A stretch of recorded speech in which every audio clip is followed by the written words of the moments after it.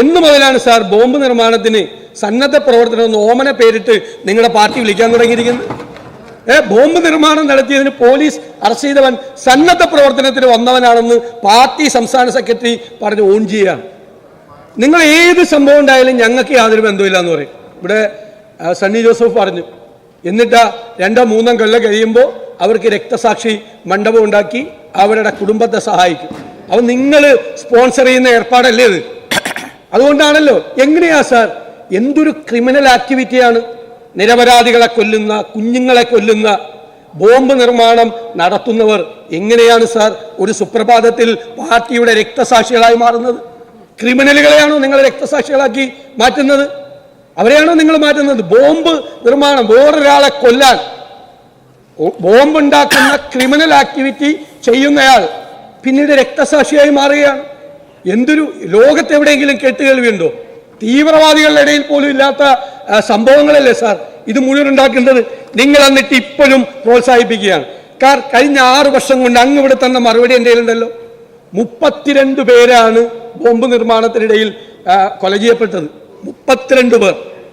89 പേര് പരിക്ക് പറ്റി കിടക്കുകയാണ്, കയ്യും കാലും ഇല്ലാതെ, മുഖം വികൃതമായി കിടക്കുകയാണ്. എന്നിട്ടാണ് നടപടിയെടുക്കും. എവിടെയാണ് സാർ പോലീസ്? സാർ ഇവിടെ തന്നെ ഈ കേസിൽ പോലീസ് 3 റിമാൻഡ് റിപ്പോർട്ട് കൊടുത്തു. ആദ്യത്തെ 3 റിമാൻഡ് റിപ്പോർട്ടിലും രാഷ്ട്രീയ പ്രതിയോഗികളോട് നേരിടാൻ വേണ്ടിയിട്ടാണ് ബോംബ് ഉണ്ടാക്കിയതെന്ന് പറഞ്ഞു. 3 റിമാൻഡ് റിപ്പോർട്ട്. 4ാമത്തെ റിമാൻഡ് റിപ്പോർട്ട് ആയപ്പോഴേക്കും മാറി. അതേത് ഉത്സവത്തിലുണ്ടായ തർക്കമാണെന്ന് പറഞ്ഞു.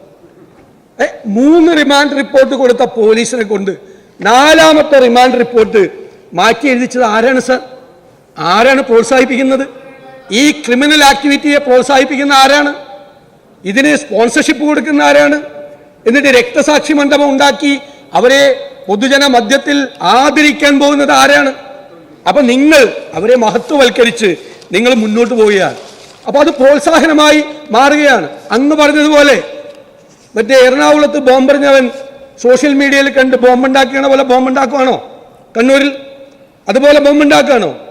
പാർട്ടി ഗ്രാമങ്ങളിൽ വേറെ ആർക്കും പ്രവേശനമില്ലാത്ത സ്ഥലങ്ങളിൽ എന്താ പറഞ്ഞത്? ഈ സംഭവം ഉണ്ടായപ്പോൾ ഒരു സംഘം വളഞ്ഞു പ്രദേശം മുഴുവൻ തെളിവുകളും മാറ്റി. അത് കഴിഞ്ഞിട്ടാണ് പോലീസ് വന്നത്. ഇന്നത്തെ പോലീസിന് വരാൻ പറ്റുള്ളൂ. ഇപ്പോഴത്തെ കാലത്ത് പോലീസോട് അവിടെ നിൽക്കാൻ പറഞ്ഞാൽ പോലീസ് അവിടെ നിൽക്കും. ഇനി പോലീസോട് വന്നോളാൻ അവർ തന്നെ പറയുമ്പോഴാണ് പോലീസ് വന്ന് ഇതെല്ലാം ചെയ്തത്. എല്ലാ തെളിവുകളും ഇത് സാർ എല്ലാ സ്ഥലത്തും നടന്നുകൊണ്ടിരിക്കുകയാണ്. ഈ ക്രിമിനൽ സംഘങ്ങൾക്ക് ഒത്താശ ചെയ്തു കൊടുക്കുകയാണ് സർക്കാർ. പോലീസിന് ഭയമാണ് സാർ. പോലീസിന് അങ്ങ് പറഞ്ഞല്ലോ റെയ്ഡ് നടത്തും, പിടിക്കും. എവിടെ റെയ്ഡ് നടത്തി?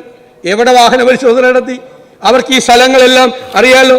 ഇപ്പോൾ പറമ്പിൽ ഈ സാധനം ഉണ്ടായി ഇല്ലെന്ന് ആരറിയാം? സാറേ, എഴുതി വെക്കാൻ പറഞ്ഞൊരു ബോർഡ് ചില വീടിന് മുമ്പിൽ പട്ടിയുണ്ട് സൂക്ഷിക്കുക എന്ന് എഴുതി വെച്ചേക്കുന്നത് പോലെ ഈ പറമ്പിൽ സ്റ്റീൽ ബോംബുണ്ട് സൂക്ഷിക്കുക എന്ന് എഴുതി വെക്കി. നിങ്ങൾ കൊണ്ടുപോയി വയ്ക്കുന്നവരെ എഴുതി വെക്കാൻ പറ. ഇല്ലെങ്കിൽ പാവങ്ങൾ മരിക്കും, കുഞ്ഞുങ്ങൾ മരിക്കും.